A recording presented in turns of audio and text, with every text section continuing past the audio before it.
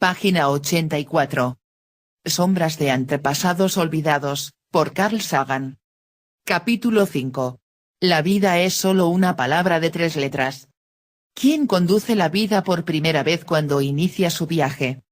Kena Upanishad, siglos Vijaya Villa. DC, India. ¿Hay alguien consciente de la mutabilidad? Ni siquiera los Budas. Daitetsu, 1333-1408, Japón. En un rayo de sol, incluso estando el aire inmóvil, podemos ver a veces enjambres de motas de polvo en danza.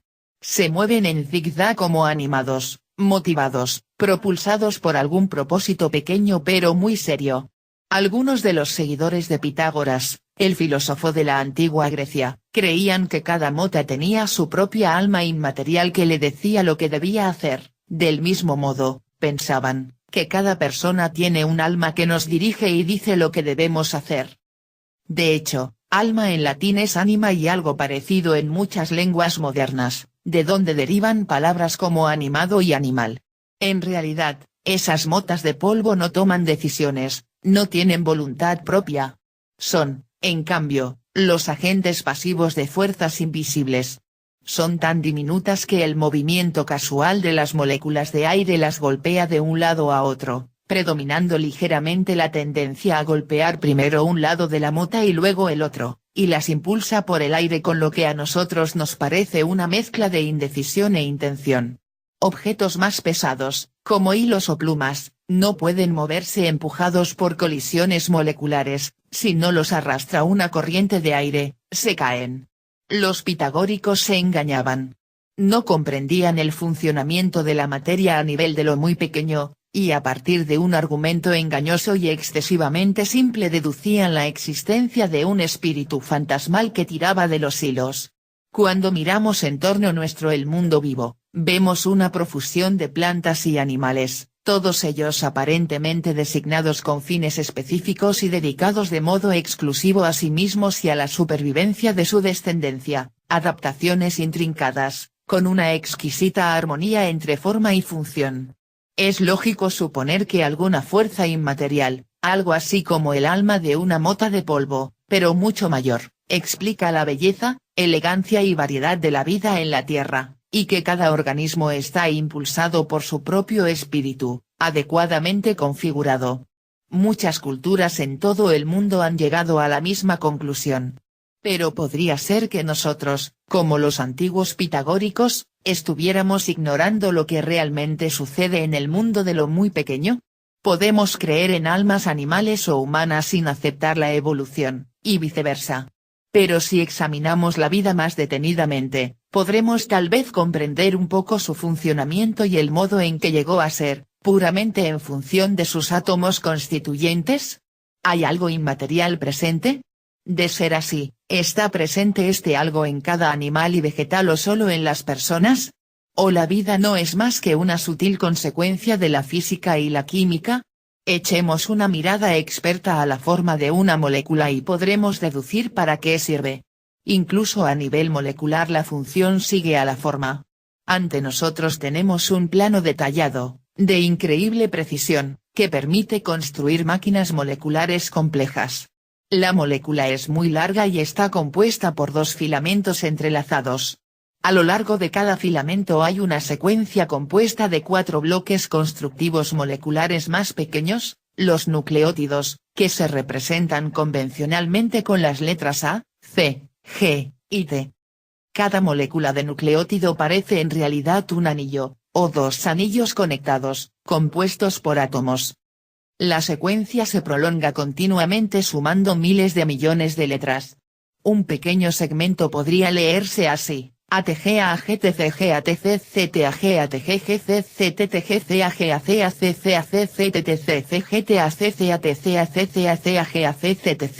y etc.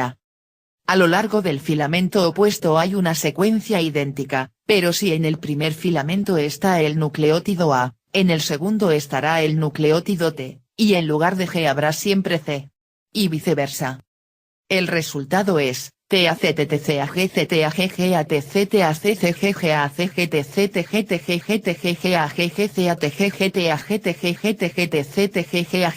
etc.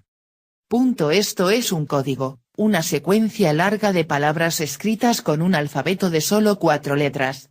Como en la antigua escritura humana, no hay espacios entre las palabras. Dentro de esta molécula hay instrucciones detalladas escritas en un lenguaje especial de la vida, o más bien, 2 copias de las mismas instrucciones detalladas, porque la información de un filamento puede sin duda reconstruirse a partir de la información del otro, una vez descubierta la simple cifra de sustitución. El mensaje es redundante, lo que indica cuidado y conservadurismo. Entendemos que lo que se está diciendo debe conservarse, debe guardarse como un tesoro, debe transmitirse intacto a las generaciones futuras. Casi en cada número de publicaciones científicas importantes, como Science o Nature, se publica la secuencia recientemente descubierta, en notación ACGT, de alguna parte de las instrucciones genéticas de una u otra forma de vida. Estamos comenzando lentamente a leer las bibliotecas genéticas. Estamos revelando también progresivamente la biblioteca de nuestra información hereditaria personal, el genoma humano, pero queda mucho por leer. Cada célula de nuestro cuerpo tiene un juego completo de las instrucciones necesarias para fabricarnos, codificado en un formato muy comprimido. Se precisa solamente un picogramo, una trillonésima de gramo, de esta molécula para especificar todo lo que hemos heredado de nuestros antepasados, remontándonos hasta los primeros habitantes del mar primitivo. Hay casi tantos bloques constructivos nucleótidos, o letras, en la información genética microminiaturizada de cada una de nuestras células, como personas en la Tierra. Todas las palabras del código genético tienen una longitud de 3 letras. De modo que si insertamos los espacios implícitos entre las palabras, el principio del primer mensaje escrito más arriba se lee así: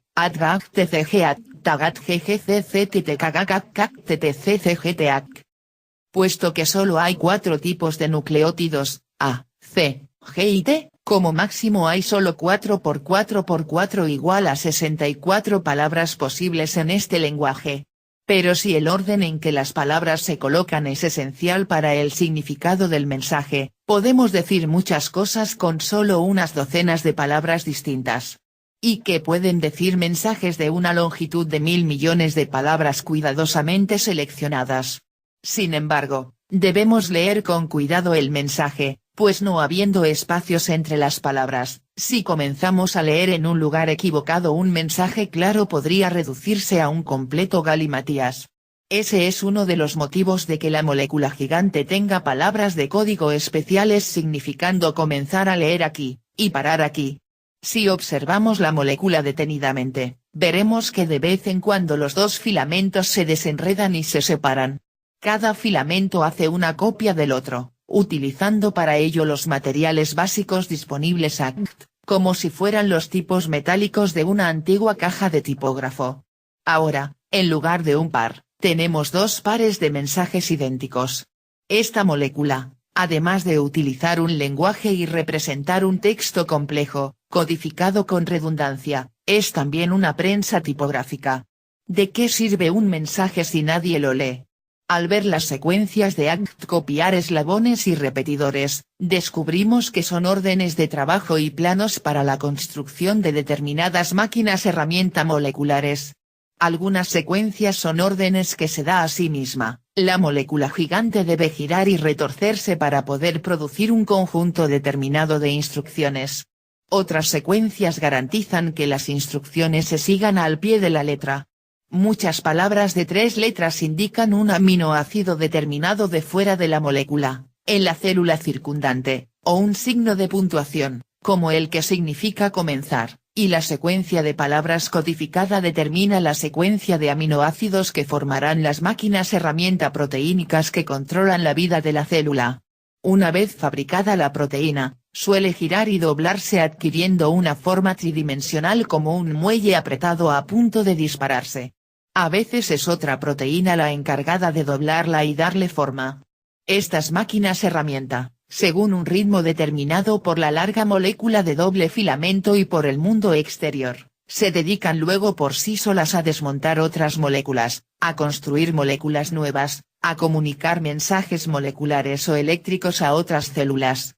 Esta es una descripción de algunas de las acciones rutinarias y cotidianas de cada una de los 10 billones de células de nuestro cuerpo y de las células de casi cualquier otra planta, animal o microbio de la Tierra.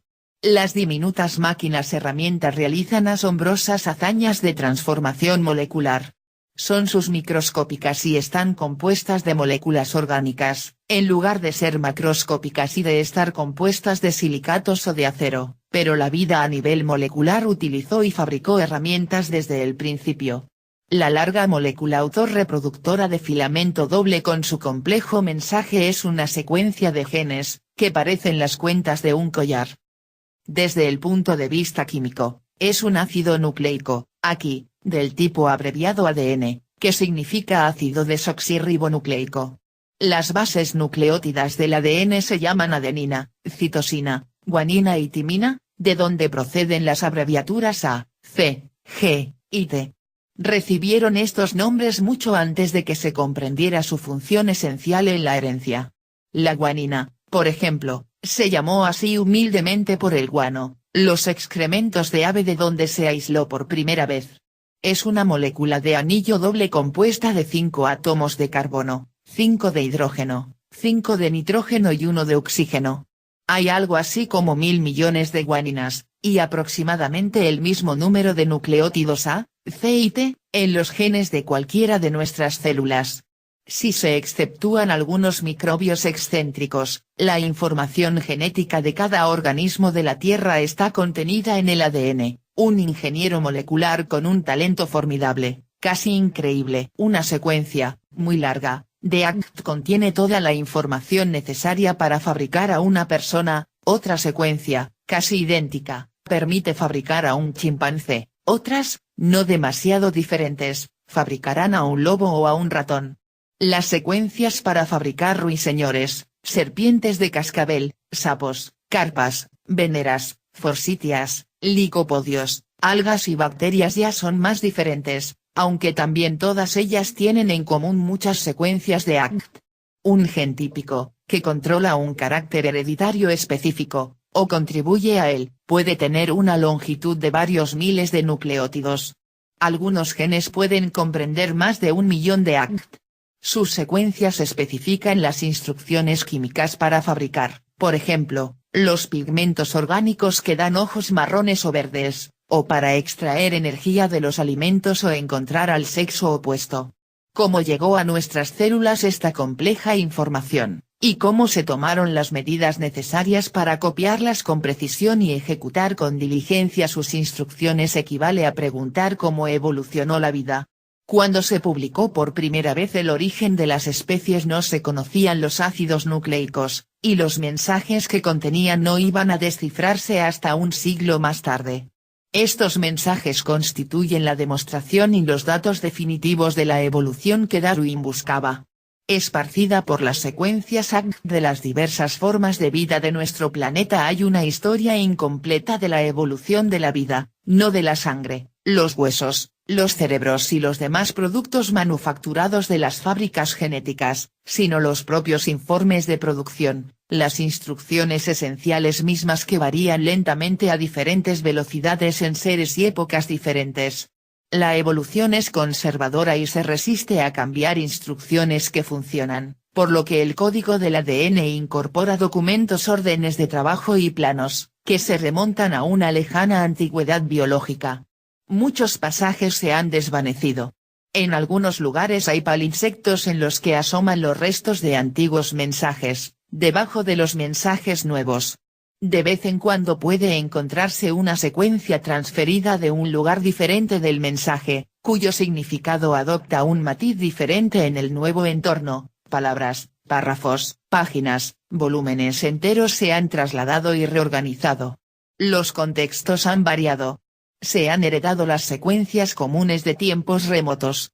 Cuanto más distintas sean las secuencias correspondientes en dos organismos diferentes, más lejana será su relación. Estos no solo son los anales sobrevivientes de la historia de la vida, sino también los manuales de los mecanismos del cambio evolutivo. La ciencia de la evolución molecular, cuya antigüedad es de solo 2 decenios, nos permite decodificar el archivo contenido en el centro mismo de la vida terrestre.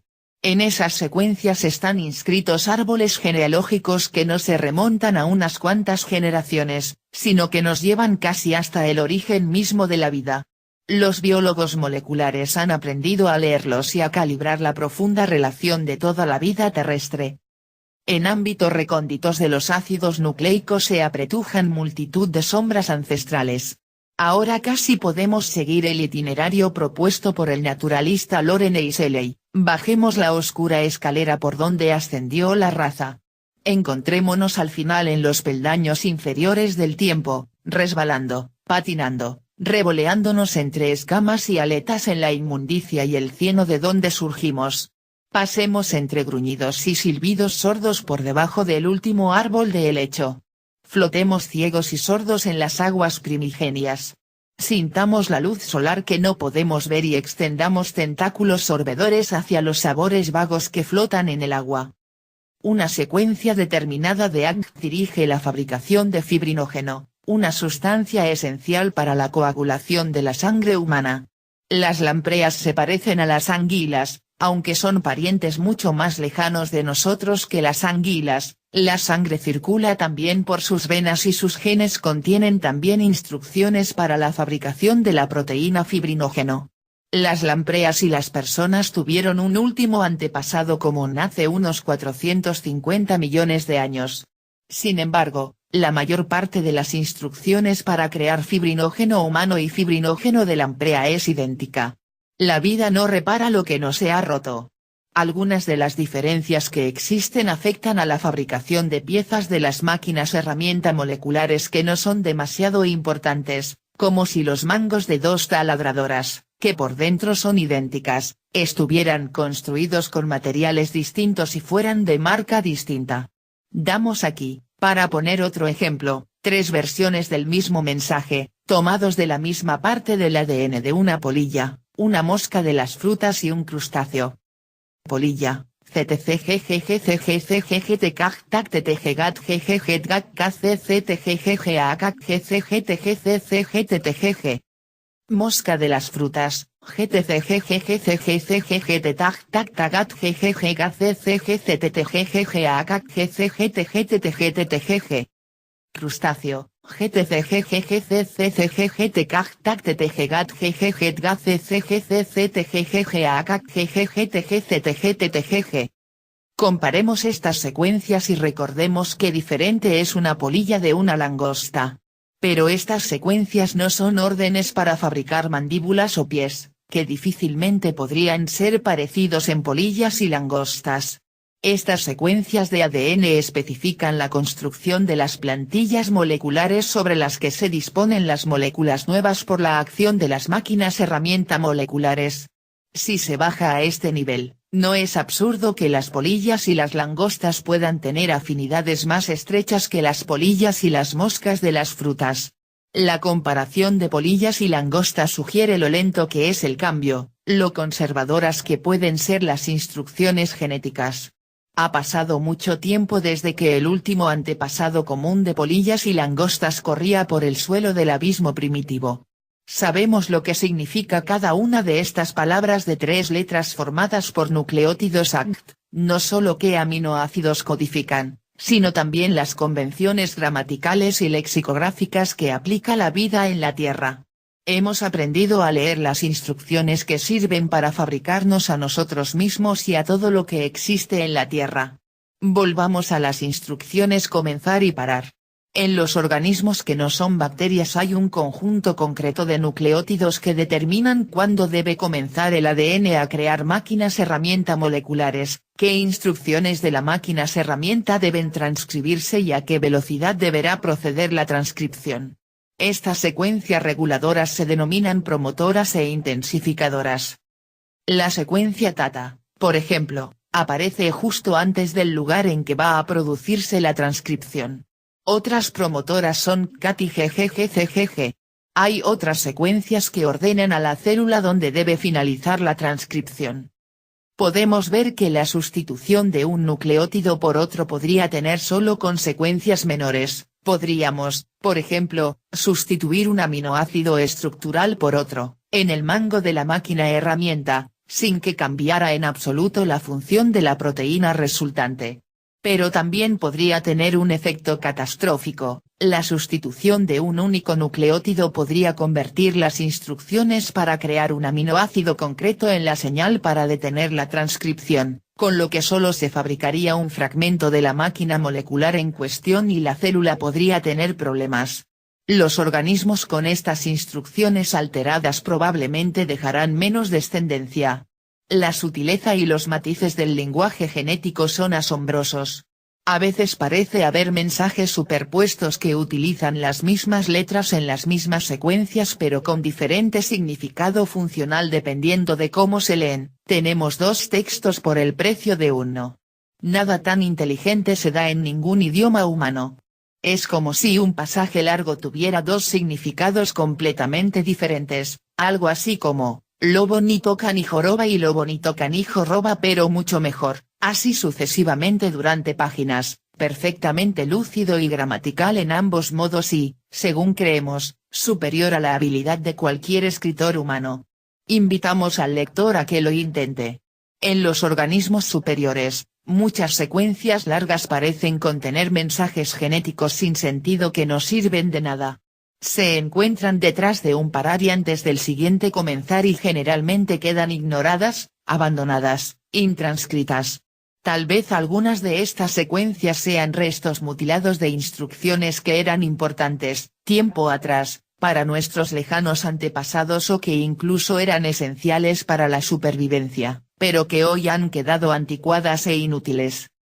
Estas secuencias, al ser inútiles, evolucionan rápidamente. Las mutaciones que hay en ellas no hacen daño y la selección no se opone a ellas. Quizá algunas de ellas aún resulten útiles, pero se evocan solo en circunstancias extraordinarias. En los seres humanos un 97% de las secuencias ACT no sirve al parecer para nada. Es el restante 3% el que nos hace ser lo que somos desde el punto de vista genético. Similaridades sorprendentes entre las secuencias funcionales ACT se observan en todo el mundo biológico, similaridades que no podrían darse si no existiera una unidad subyacente y fundamental bajo la aparente diversidad de la vida en la Tierra.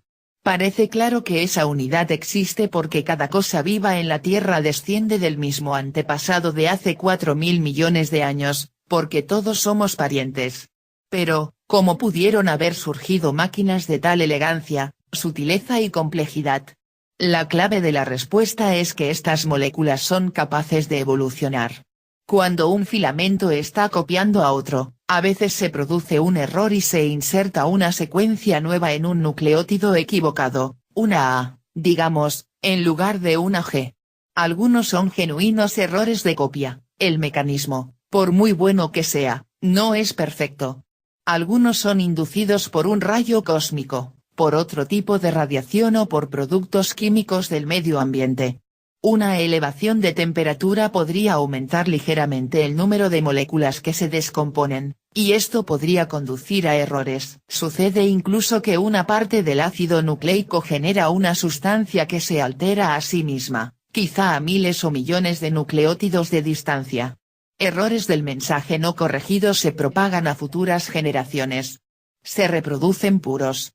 Estos cambios en la secuencia de nucleótidos ACT, incluida la alteración de un único nucleótido, se denominan mutaciones. Las mutaciones introducen un elemento de azar fundamental e irreductible en la historia y en la naturaleza de la vida.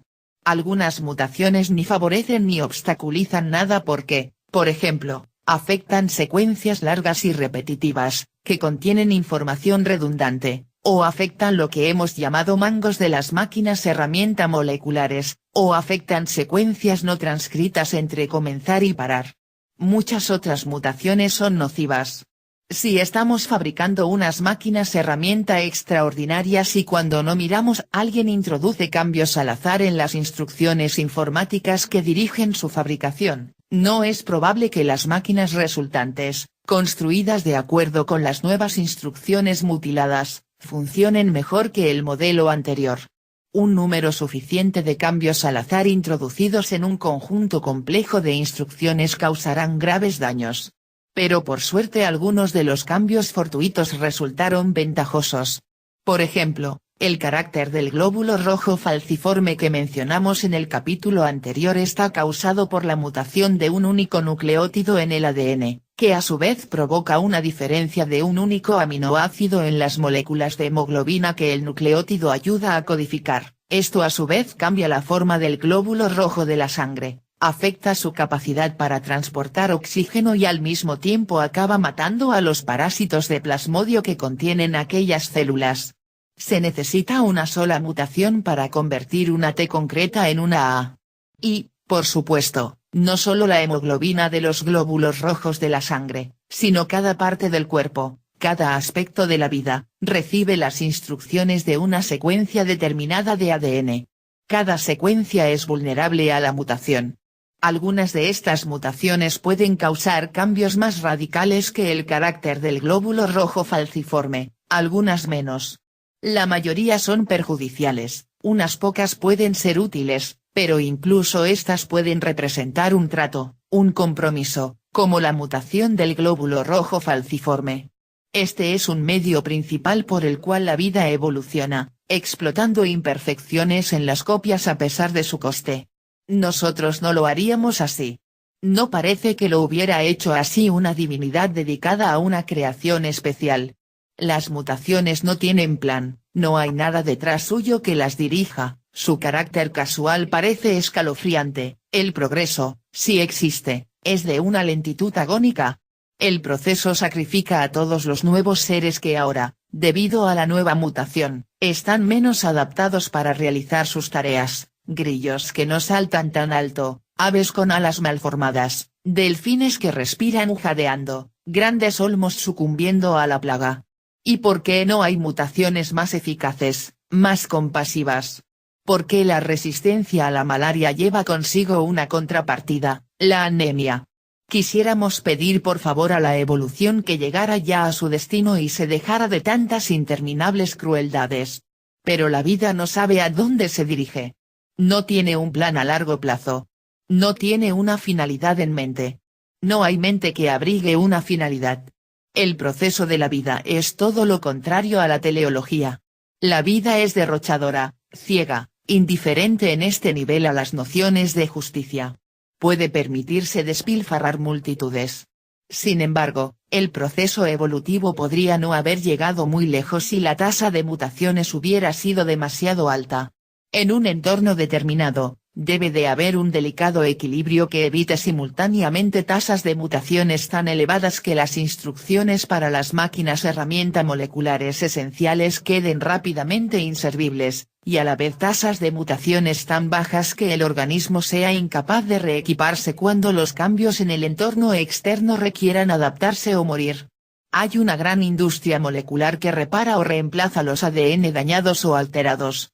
En una molécula típica de ADN se inspeccionan cada segundo centenares de nucleótidos y se corrigen muchas sustituciones o errores de nucleótidos. Luego se revisan las mismas correcciones y al final solo queda aproximadamente un error en cada 1000 millones de nucleótidos copiados. Este nivel de control de la calidad y de fiabilidad del producto pocas veces se consigue, por ejemplo, en la edición de libros, la fabricación de automóviles o la microelectrónica. Es imposible que un libro corriente con varios centenares de miles de letras no contenga errores tipográficos, y un 1% de fallos es una proporción habitual en las transmisiones de los automóviles fabricados en los Estados Unidos. Los sistemas de armas militares avanzados suelen estar en proceso de reparación un 10% de su tiempo. La maquinaria encargada de la corrección y la revisión actúa en segmentos del ADN que participan activamente en el control de la química de la célula, y básicamente ignora las secuencias que no funcionan, que en su mayor parte no se transcriben o que son absurdas. Las mutaciones no reparadas que se acumulan constantemente en estas regiones del ADN, por lo general silenciosas, podrían provocar, entre otras cosas, cáncer y otras enfermedades si se ignorara el pare, se activara la secuencia y se ejecutaran las instrucciones.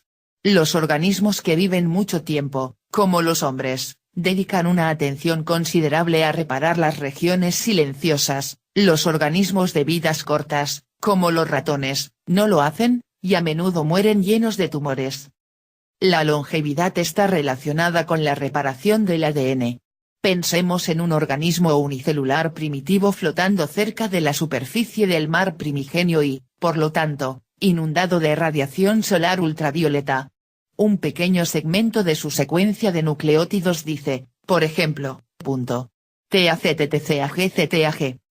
Cuando la luz ultravioleta incide en el ADN, a menudo une dos nucleótidos T adyacentes a través de una segunda ruta, lo que impide al ADN ejercer su función codificadora y obstaculiza su capacidad para reproducirse a sí mismo.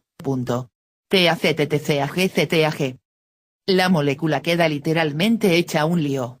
Muchos organismos llaman a los equipos de reparación enzimática para que corrijan la avería. Hay 3 o 4 tipos distintos de equipos y cada uno está especializado en reparar un tipo de daño diferente. Los equipos recortan el segmento perjudicial y sus nucleótidos adyacentes, por ejemplo ZTTC, y lo sustituyen por una secuencia en buen estado, ZTTC. Es una cuestión de máxima prioridad proteger la información genética y garantizar que se reproducirá con gran fidelidad. De lo contrario, una mutación casual puede echar a perder rápidamente las secuencias útiles, las instrucciones comprobadas, esenciales para la adaptación del organismo al entorno.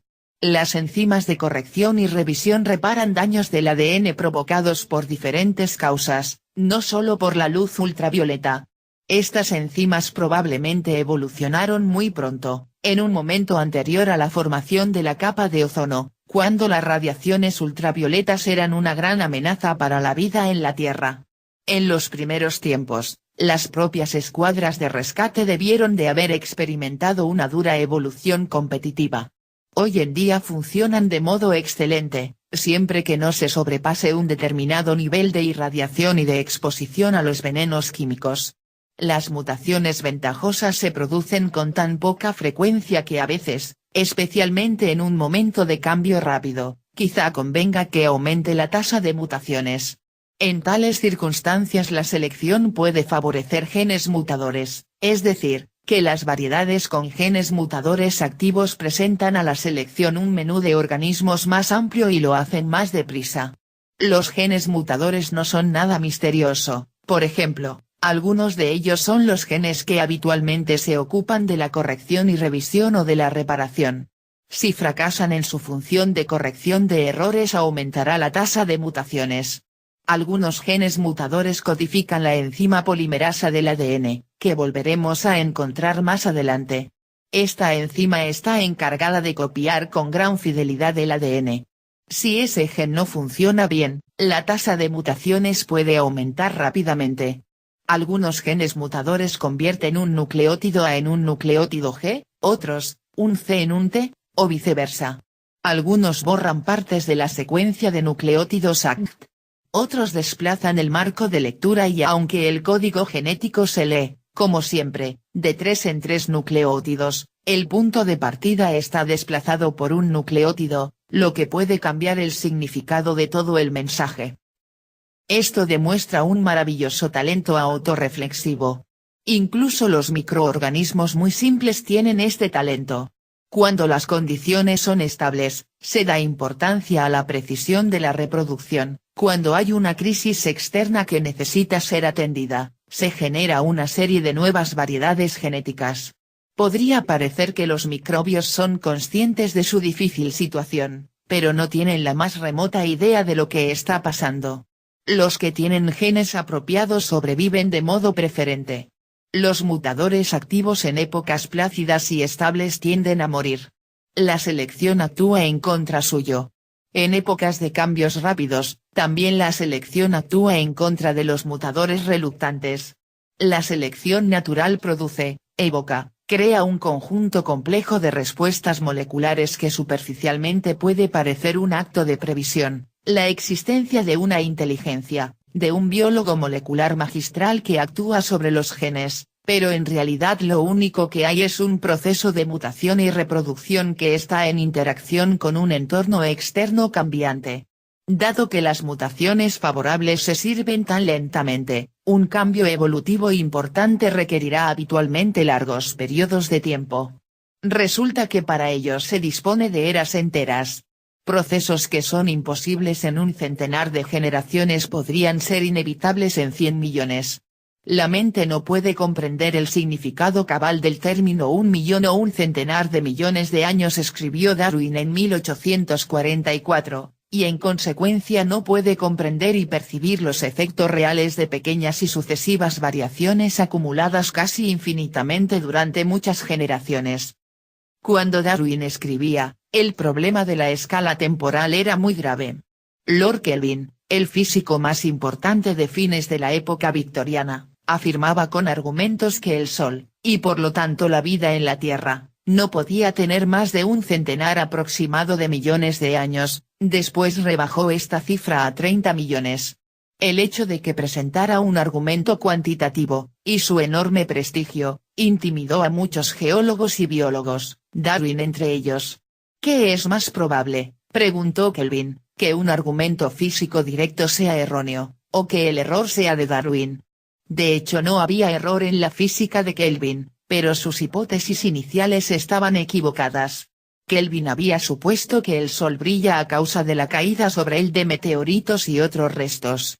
La física de la época de Kelvin no tenía ni idea de la existencia de las reacciones termonucleares, incluso se desconocía la existencia del núcleo atómico.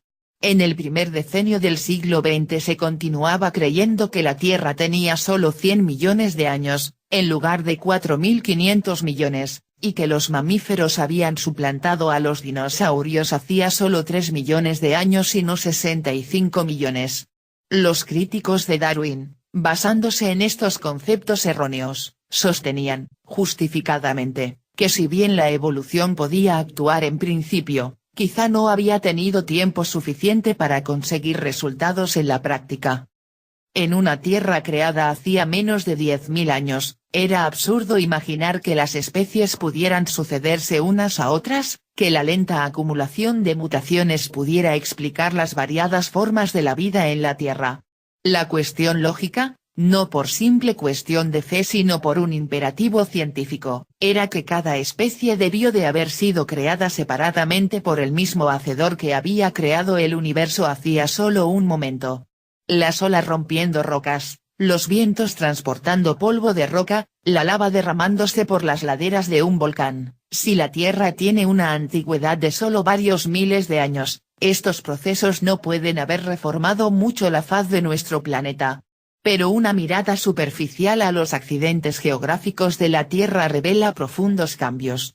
Quien fundándose en la cronología bíblica imaginaba que el mundo se formó hacia el año 4000 a.C., podía considerarse catastrofista y creer que en la historia primitiva se habían producido cataclismos inmensos, desconocidos en nuestro tiempo, que causaron enormes cambios. El diluvio de Noé, como hemos mencionado ya, fue un ejemplo popular. Sin embargo, si la Tierra tiene 4.500 millones de años, el efecto acumulado de pequeños cambios casi imperceptibles en el transcurso de las eras podría alterar completamente la superficie de nuestro planeta.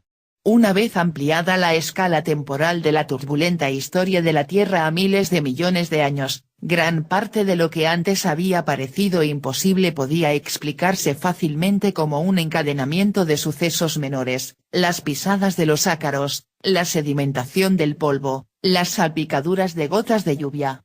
Si en un año el viento y el agua arrancan y se llevan 1/10 de milímetro de la cima de una montaña, la montaña más alta de la Tierra puede quedar plana en 10 millones de años. El catastrofismo cedió al uniformizo, capitaneado por Lyell en geología y por Darwin en biología. La acumulación de numerosas mutaciones fortuitas era ahora inevitable, ineludible.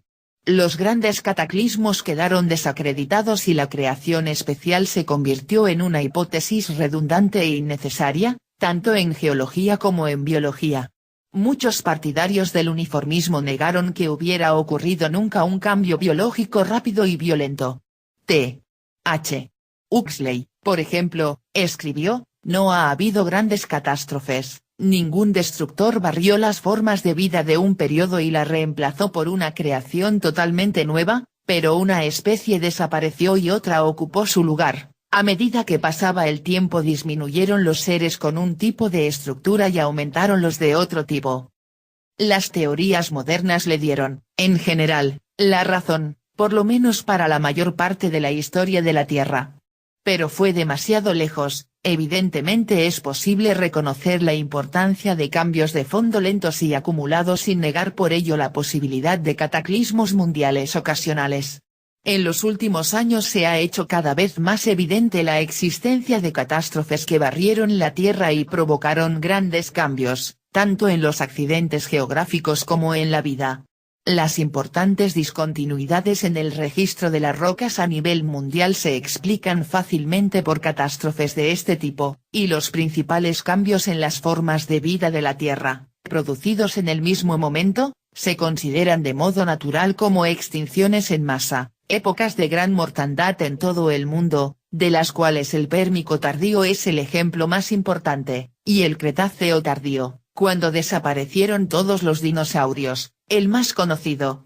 En estas ocasiones, nuevos equipos de organismos suplantan a gran escala ecologías previas. El registro fósil muestra que largos periodos de cambios evolutivos muy lentos están interrumpidos a menudo por intervalos poco frecuentes y episódicos de cambios rápidos, constituyendo lo que Niles Eldredge y Stephen J. Gould llaman equilibrio puntuado. Vivimos en un planeta sobre el que han actuado tanto las catástrofes como el cambio uniforme. La verdad, como sucede en muchos otros casos, reúne extremos aparentemente antitéticos de esta supuesta distinción entre el cambio repentino y el cambio lento y constante. Este nuevo equilibrio no es un argumento a favor de la creación especial. El catastrofismo es un problema embarazoso para los literalistas bíblicos, sugiere imperfecciones en el diseño o en la ejecución del plan divino. Las extinciones en masa permiten a los supervivientes evolucionar rápidamente y ocupar nichos ecológicos que antes les estaban cerrados por la competencia. La laboriosa selección de las mutaciones continúa actuando, con catástrofes o sin ellas. Pero la desaparición de especies, géneros, familias y órdenes enteros de vida, el carácter fortuito de las mutaciones, los errores del mecanismo molecular de la vida y las lentas variaciones evolutivas manifiestas en el registro fósil, de los trilobites, por ejemplo, o de los cocodrilos, revelan una provisionalidad, una vacilación, una indecisión que no parece muy consecuente con el modus operandi de un creador omnipotente, omnisciente y que actúa constantemente. ¿Por qué muchos peces cavernícolas, topos y otros animales que viven en perpetua oscuridad son ciegos o casi ciegos? Al principio la pregunta parece mal planteada, puesto que desarrollar ojos en la oscuridad no supone ninguna ventaja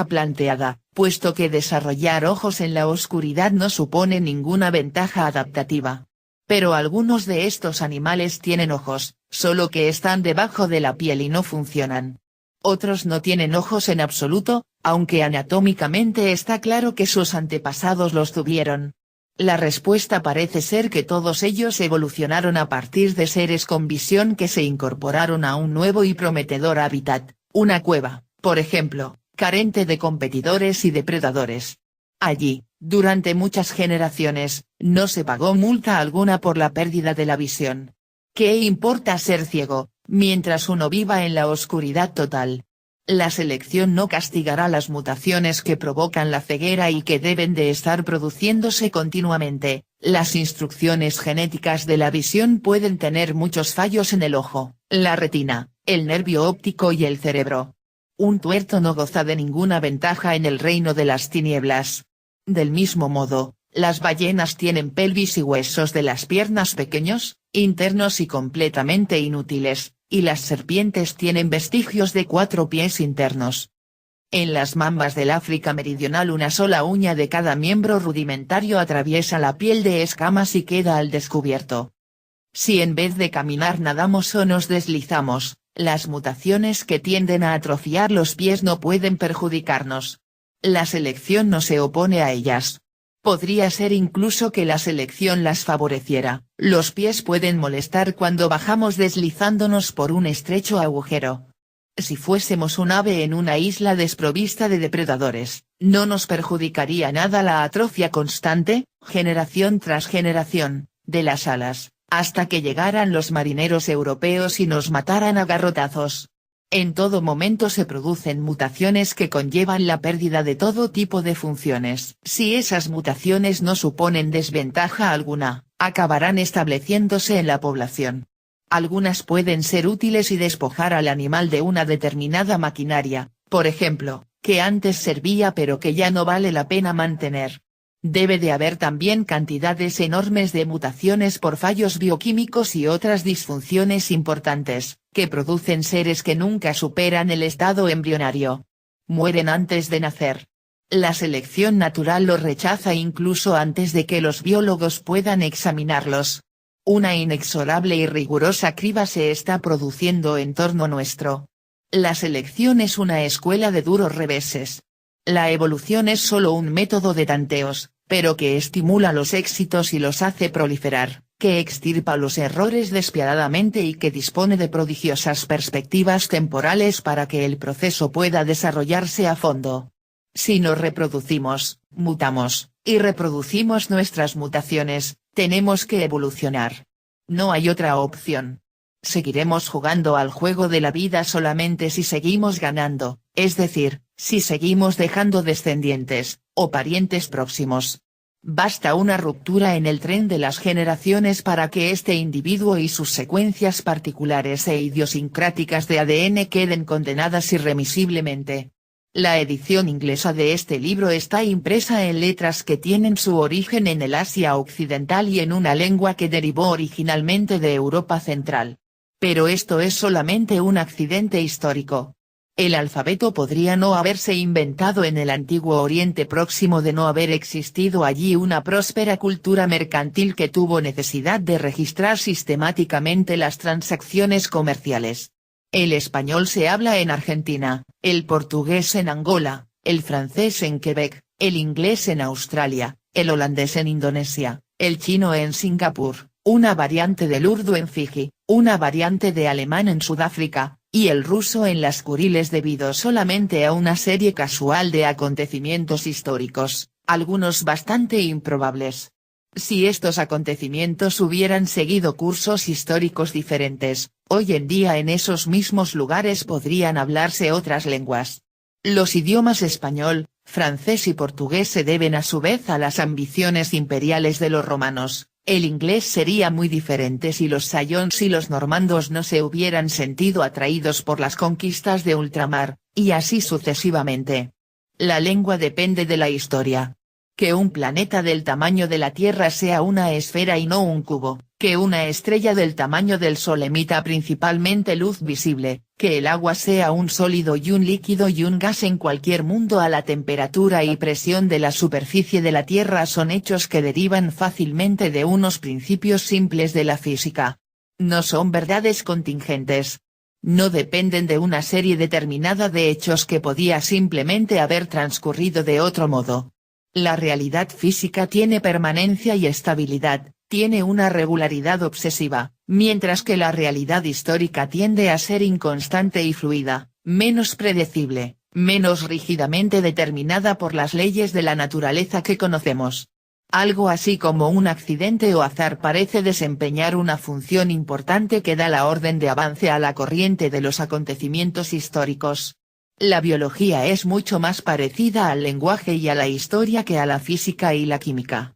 El hecho de tener 5 dedos en cada mano, de que la sección transversal de la cola de una célula de esperma humano se parezca tanto a la de una euglena unicelular, de que nuestros cerebros estén formados por capas como una cebolla, todo ello tiene un fuerte componente de accidente histórico.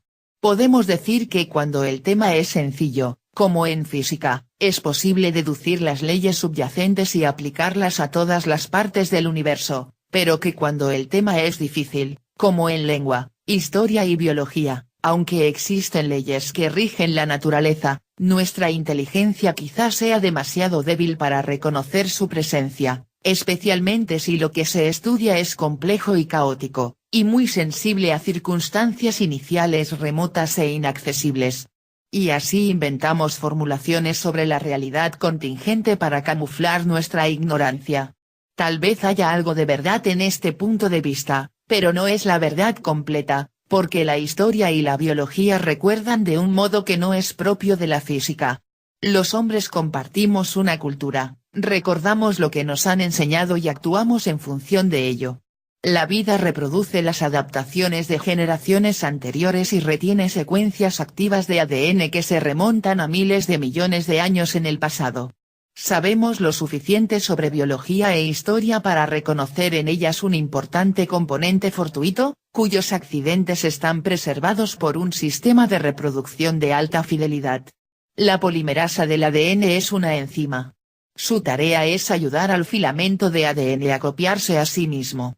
La polimerasa misma es una proteína, configurada a partir de aminoácidos y fabricada siguiendo las instrucciones del ADN. De modo que aquí el ADN controla su propia copia. La polimerasa del ADN está ahora en venta en la tienda de productos bioquímicos del barrio. Una técnica de laboratorio, llamada reacción en cadena de polimerasa, permite soltar una molécula de ADN cambiando su temperatura. La polimerasa entonces ayuda a cada filamento del ADN a reproducirse.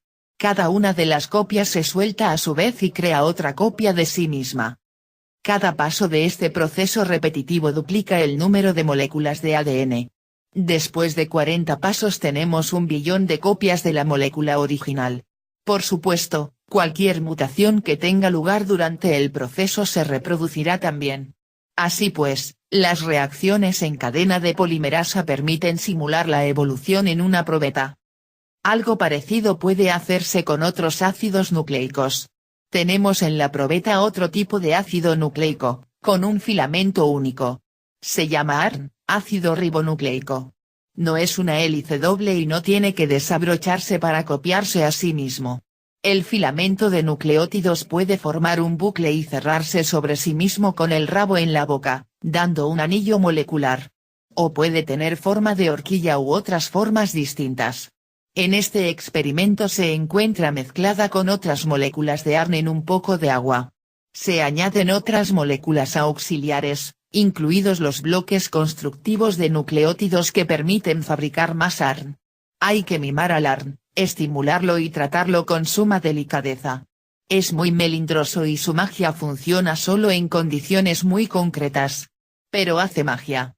En la probeta no solo realiza copias idénticas de sí mismo, sino que hace también horas extras aparejando a otras moléculas.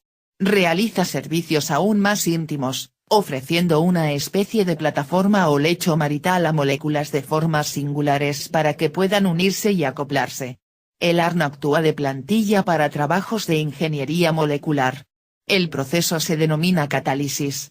Esta molécula de ARN es un catalizador que fabrica copias de sí mismo.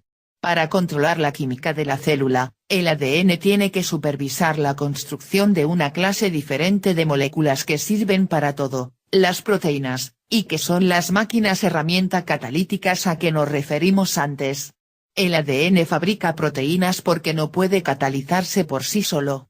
Sin embargo, ciertos tipos de ARN pueden servir como máquinas herramienta catalíticas. Crear un catalizador o ser un catalizador nos proporciona el mayor rendimiento con la menor inversión. Los catalizadores pueden controlar la producción de millones de otras moléculas. Si fabricamos un catalizador, o si lo somos si somos el tipo de catalizador correcto, podemos influir más en nuestro destino. Imaginemos ahora en estos experimentos de laboratorio que se están realizando en nuestra época que se lleva a cabo la reproducción en probeta de muchas generaciones de moléculas de ARN, con copias más o menos idénticas. Se producirán inevitablemente mutaciones, y mucho más a menudo que en el ADN. La mayor parte de las secuencias de ARN mutadas no dejarán ninguna copia, o solo pocas copias, porque también aquí los cambios fortuitos de las instrucciones no suelen ser provechosos. Pero de vez en cuando aparece una molécula que mejora su propio proceso de copia. Estos ARN mutantes podrían fabricar copias más deprisa que sus compañeras o hacerlo con mayor fidelidad.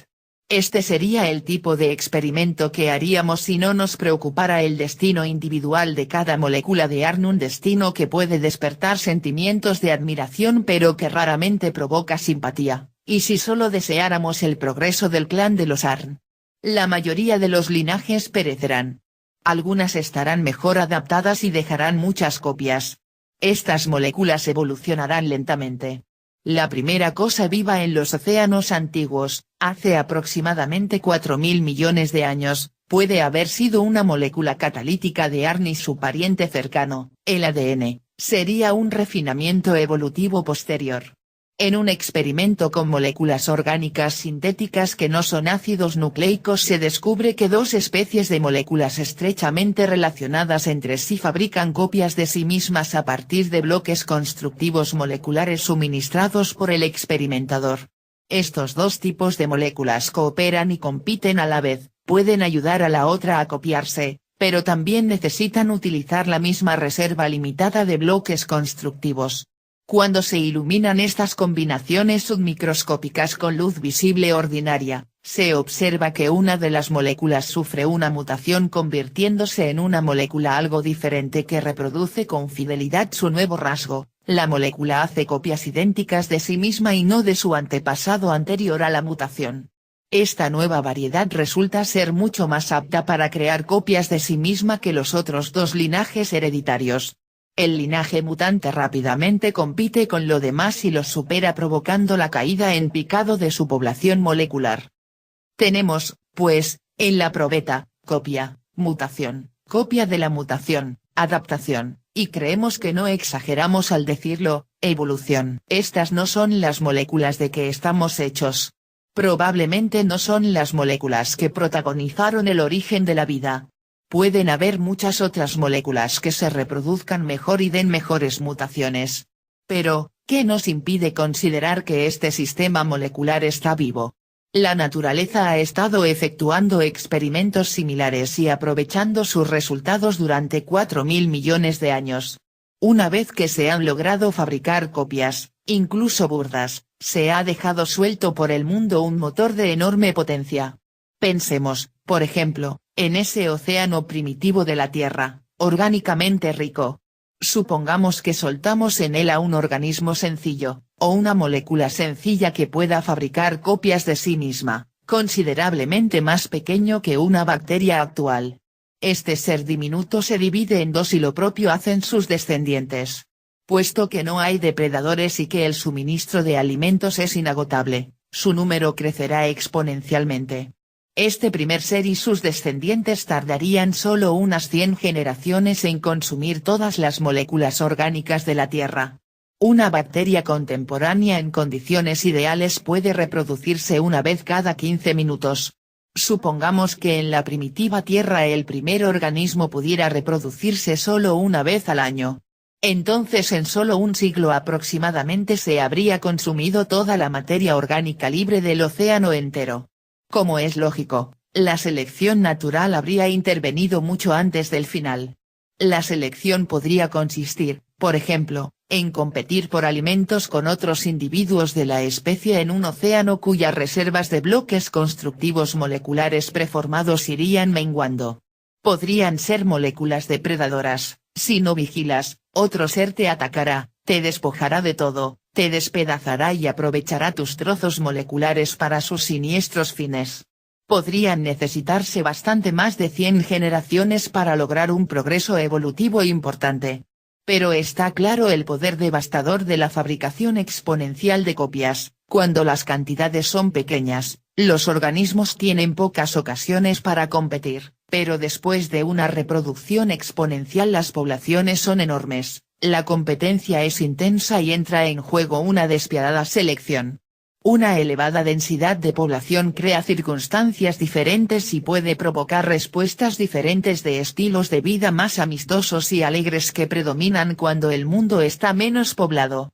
El entorno externo cambia continuamente, en parte debido al enorme crecimiento de la población cuando las condiciones son favorables, en parte debido a la evolución de otros organismos y en parte por el continuo tic-tac del reloj geológico y astronómico. Nunca se logra una adaptación permanente, final u óptima de una forma de vida al medio ambiente. Excepto en los entornos más protegidos y estáticos, la cadena de adaptaciones debe de ser infinita. Al margen de lo que pueda uno sentir desde dentro, este proceso puede muy bien calificarse desde el exterior como una lucha por la existencia y una competición entre adultos para garantizar el éxito de su descendencia. Podemos ver que el proceso tiende a ser accidental y oportunista, sin previsiones, sin un objetivo futuro en perspectiva. Las moléculas en evolución no planifican el futuro, se limitan a producir una corriente constante de variedades, y a veces una de las variedades resulta ser un modelo ligeramente mejorado. Nadie, ni el organismo, ni el medio ambiente, ni el planeta, ni la naturaleza, está meditando el problema. Esta miopía evolutiva puede traer dificultades. Podría desechar, por ejemplo, una adaptación que será perfectamente apropiada en la próxima crisis ambiental, dentro de 1000 años, sobre la cual, por supuesto, nadie tiene la menor idea. Pero uno tiene que ir de aquí a allí. El lema de la vida es una crisis cada vez. Sobre la impermanencia. Si viviéramos para siempre, si los rocíos de Adasino nunca se desvanecieran, si el humo del crematorio del Toribeyama nunca se disipara, los hombres apenas sentirían pena por las cosas. La belleza de la vida está en su impermanencia. El hombre es el ser viviente de vida más larga. Incluso un año vivido pacíficamente parece muy largo. Sin embargo, para quienes aman el mundo, 1000 años se desvanecerían como el sueño de una noche. Kenyo Yoshida, Ensayos en la ociosidad, 1330-1332. Página 101.